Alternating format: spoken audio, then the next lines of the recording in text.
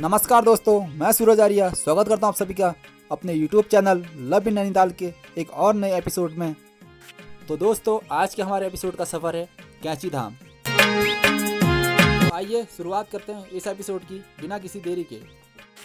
उत्तराखंड में कई पावन स्थल हैं, जिसमें से एक है कैंची धाम मंदिर, जो उत्तराखंड में हिमालय की तलहटी में बसा एक छोटा सा आश्रम। नाम है नीम करौली बाबा आश्रम। एकदम शांत साफ सुथरी जगह, हरियाली सुकून, समुद्र तल से लगभग 1400 मीटर की ऊंचाई पर अल्मोड़ा रानीखेत मोटर मार्ग के किनारे स्थित है। नैनीताल से लगभग 23 किलोमीटर व भीमताल से लगभग 18 किलोमीटर की दूरी तय करने के बाद आप पहुंच जाते हैं कैंची धाम, जो भवाली के पास में ही स्थित है। नैनीताल, भीमताल व भवाली पर love in Nainital YouTube channel पहले ही वीडियो अपलोड कर चुका है। अगर आपने अभी तक हमारी वह वीडियो नहीं देखी है तो डिस्क्रिप्शन में लिंक दे दी है, वहां से आप हमारी वह वीडियो देख सकते हैं। दोस्तों, वीडियो में आगे बढ़ने से पहले अगर आप हमारे YouTube channel love in Nainital पर पहली बार आए हैं तो चैनल को सब्सक्राइब कीजिए, साथ ही बेल आइकन भी ऑन कीजिए ताकि मेरी आने वाली वीडियो की नोटिफिकेशन पहुंचे सबसे पहले आप तक। कैसे हुआ कैंची धाम आश्रम का निर्माण जानेंगे इस एपिसोड में, तो दोस्तों वीडियो में अंत तक बने रहें। बात है साल 1961 की, जब नीम करौली बाबा नैनीताल आए थे और उन्होंने नैनीताल में हनुमानगढ़ी की स्थापना की और वहीं रहने लगे। जब एक दिन बाबा नीम करौली महाराज कैंची मार्ग से अपनी यात्रा कर रहे थे तो उन्हें कैंची जगह काफ़ी पसंद आई और उन्होंने अपने पुराने मित्र पूर्णानंद जी के साथ मिलकर 15 जून 1964 ईस्वी को यहाँ एक आश्रम का निर्माण किया। तब से यहाँ पर हर वर्ष 15 जून को एक भव्य मेले का आयोजन किया जाता है।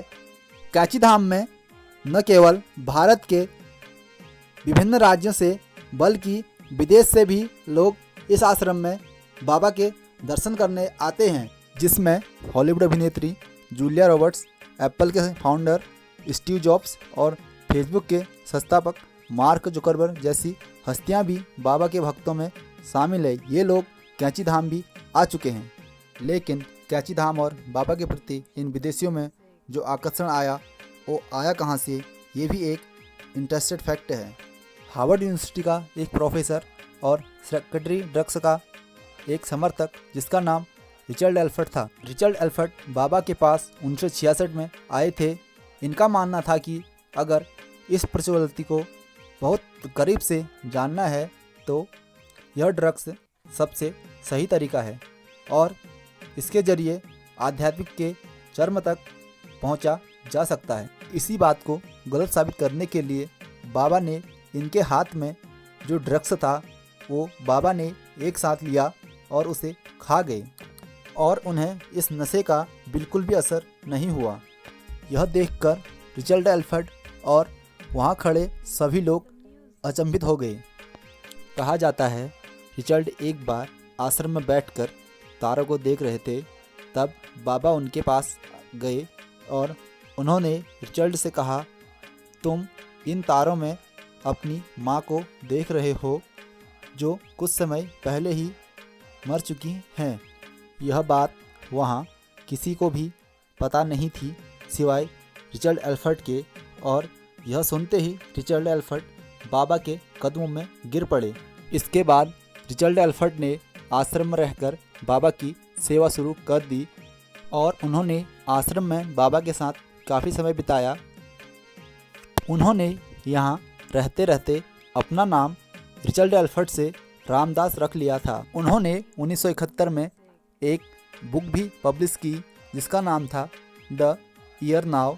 इसमें बाबा से जुड़ी कई बातें, बाबा का दुनिया को देखने का नज़रिया समेत कई बातें लिखी। इस किताब की लगभग 20 लाख कॉपी बिकी और अमेरिका में देखते ही देखते पब्लिक फिगर हो गई। इसके बाद रिचर्ड एल्फर्ड ने अमेरिका लौटकर बाबा नीम करौली व कैंची धाम का बहुत प्रचार किया और अमेरिका में एक स्पिरिचुअल टीचर के तौर पर उभर कर आए और इसके बाद लोग पूरी दुनिया से कैंची धाम और बाबा नीम करौली के दर्शन करने आने लगे। नीम करौली बाबा का असली नाम लक्ष्मी नारायण दास शर्मा था। इनका जन्म उत्तर प्रदेश के जिला फर्रुखाबाद के नीम करौली नामक गांव में एक ब्राह्मण परिवार में सन 1900 में हुआ था। क्या है बाबा की स्टोरी जानेंगे संक्षेप में।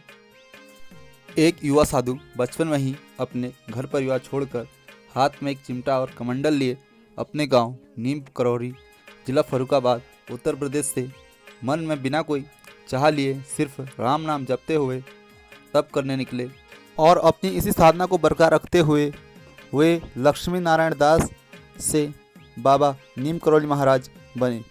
मैंने पहली बार किसी बाबा के बारे में सुना कि वह लोगों को अपनी सादगी से ही अपनी ओर आकर्षित कर लेते थे। बाबा ने हमेशा खुद को समाज व दिखावे से दूर रखा और शायद यही कारण है अगर आज आप इस साधना से आश्रम में जाते हैं तो यहाँ फ़ोटो खींचना या वीडियोज़ बनाना सख्त मना है। 11 सितंबर 1973 को वृंदावन में जब बाबा जी ने अपनी अंतिम सांस ली तो उसके बाद उनकी अस्थियों को यहाँ लाया गया। यह बाबा की अंतिम इच्छा थी क्योंकि महाराज जी को कैंची धाम से काफ़ी लगाव था। तो दोस्तों आज का एपिसोड करते यहीं पर समाप्त। वीडियो कैसी लगी हमें कमेंट करके जरूर बताएं। अगर अच्छी लगी तो दोस्तों शेयर कीजिए। साथ ही अगर आप हमारे YouTube channel love in Nainital पर पहली बार आए हैं तो चैनल को सब्सक्राइब कीजिए। मैं सूरज मिलूंगा आपको एक और नए एपिसोड के साथ। तब तक के लिए जय उत्तराखंड।